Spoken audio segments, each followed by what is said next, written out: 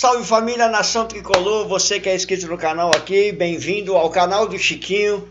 Vamos fazer um vídeo hoje falando um pouquinho da repercussão do jogo de ontem, do Corinthians e São Paulo, que terminou empatado, da coletiva do Rogério Ceni e de uma perspectiva boa, né, em algumas coisas, beleza?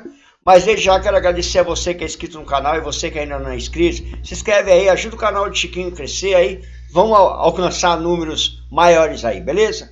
Galera, todo mundo sabe que ontem, infelizmente, nós tinha tudo para quebrar o tabu, fizemos um primeiro tempo excelente, mas infelizmente o senhor Rogério Ceni resolveu estragar tudo. Como assim, Chiquinho? Estragar tudo. O Rogério Ceni resolveu, no intervalo, mudar. Coisa que ele nunca fez quando o time está jogando mal. E ele faz isso. O time voltou o segundo tempo, não jogou nada. Só teve uma chance no finalzinho, aos 46 minutos do segundo tempo, onde o Igor Gomes perdeu o gol numa cabeçada de frente com o Cássio. Um jogador profissional não pode perder, né? Pelo amor de Deus, cara. E o que me chamou a atenção é dizer assim, eu vou começar pelas perspectivas boas. Qual que é, Chiquinho? Se jogou o primeiro tempo contra o Corinthians desse jeito, dá para jogar todo o jogo. Não tem desculpa, mas é contra o Corinthians, não, dá para jogar todo o jogo naquela intensidade, do mesmo jeito, criando, porque o que eu fico às vezes assim, não é se perder ou empatar ou ganhar, é o como perde e como empata. Ontem jogou muito, merecia a vitória. Então a perspectiva é que dá para ver que esse time dá para jogar e jogar bem. Então todos os jogadores que entrar têm que entrar com o mesmo espírito, mesma vontade e o mesmo pensamento. Mas o que me deixou é assim, senhor Rogério Ceni, qual é a grande dificuldade de você, na frente do microfone, dizer assim, galera, desculpa, eu errei. Qual é a grande dificuldade de você dizer, eu errei? Porque você na coletiva fizeram a pergunta para você e você diz assim, não, eu mudei e eu fiz a substituição porque o Corinthians veio de outra forma para jogar, veio com pontas avançado e isso totalmente diferente, então eu mudei o esquema e botei 4 para marcar os pontas, porque a jogada seria diferente. Eu comecei a pensar e falei, mas peraí, tem alguma coisa errada. Ou o Rogério tem informantes, ou ele adivinha, ou já estava na cabeça dele isso. Eu acho que ele olhou e falou, o time está jogando demais. Vamos parar. Por quê? Se virar ganhando, eu vou fazer isso. Por quê? Por quê, Chiquinho? Peraí, as mudanças foram no intervalo. Então o Vitor Pereira, na mudança, no intervalo, ele veio, na hora do intervalo, e colocou o Maxson. Só isso. E mudou lá. Então, quer dizer, então, aí eu pergunto assim, o Rogério mudou quando? Mudou quando estava 10 minutos de segundo tempo? Quando estava 15 minutos de segundo tempo? Não, o Rogério mudou também no intervalo. Então não é a mudança do Corinthians que fez o Rogério mudar. Foi a cabeça do Rogério que já estava naquilo. E acabou fazendo uma merda. Realmente. Então, senhor Rogério, quando que o Rogério vai ser suficiente de um técnico dizer, olha, se o time aconteceu isso, o culpado sou eu, porque fui eu que... Tudo bem, tem o erro dos jogadores, que entraram em uma tiriça, umas perebas, uns lelo, mas tem um grande erro, porque eu vejo assim, aquele velho ditado, um time que está se ganhando não se mexe. Mas ao mesmo tempo, eu vejo o São Paulo jogar mal contra o Ayacucho, eu vejo o São Paulo jogar mal contra o Campinense, contra o Everton. Eu vejo São Paulo jogar mal o Campeonato Brasileiro contra o Flamengo. Eu vejo São Paulo jogar mal o campeonato ali. Aí eu vejo contra o Juventude. O Rogério Ceni não muda e nós tá. Rogério muda, vira o jogo. Quando falta 10 minutos para acabar o jogo, ele mexe. Ontem não. Ontem ele não mexeu. É complicado demais. Eu vi muita gente aí. Tem gente que torce pro treinador, torce para jogador e não pro clube, né? Falando que no final do Paulista ele não mexeu e deu no que deu, né? E fala que a culpa é dele, ontem ele mexeu e também perdeu. Pra mim errou nos dois, nas duas. Mas tipo assim, ele acertou muito mandando 3 zagueiros pra partida. Do jeito que ele escalou, ele acertou muito. Eu não vi a lógica do senhor Rogério Ceni, ele tirar, por exemplo, tirou um zagueiro, né? Que tirou o Reinaldo, aí jogou o Léo pra lateral. Ele não colocou o Neves de primeira. O Neves entrou no decorrer do segundo tempo. E aí, tipo, ele não colocou nenhum volante de marcação ali de entrada da área no começo do segundo tempo, certo? Aí depois ele percebeu e colocou o Neves, que não entrou bem também, convenhamos. Mas também não foi tudo aquilo que os caras tá falando aí, que eu não vi ele fazer essa partida tão mal assim que os caras fazem.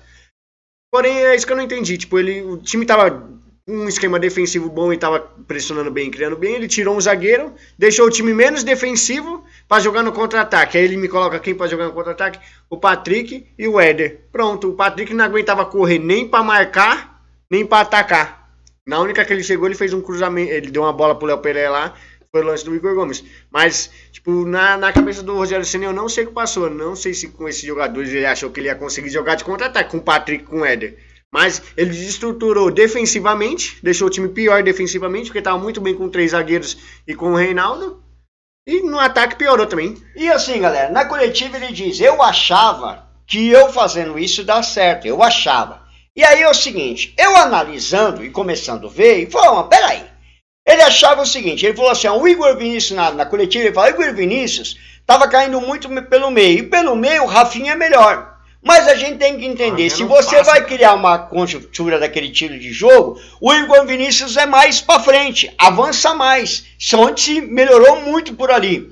Aí eu falo assim, aí ele fala, e eu tirei o Reinaldo jogando o Léo para a esquerda, para a lateral, e coloquei o Patrick para o Patrick ser o homem de criação. Eu nunca vi Patrick ser homem de criação. Mas, Rogério, se você tivesse pensado isso, não era mais fácil você chegar e falar assim, Léo, faz a lateral esquerda e fala pro Reinaldo, Reinaldo, joga avançado como ala lá na frente, porque o Reinaldo estava voando, era um dos melhores homens em campo pelo lado esquerdo. Eu não entendi o que passou na cabeça do seu Rogério Ceni. Não deu para entender.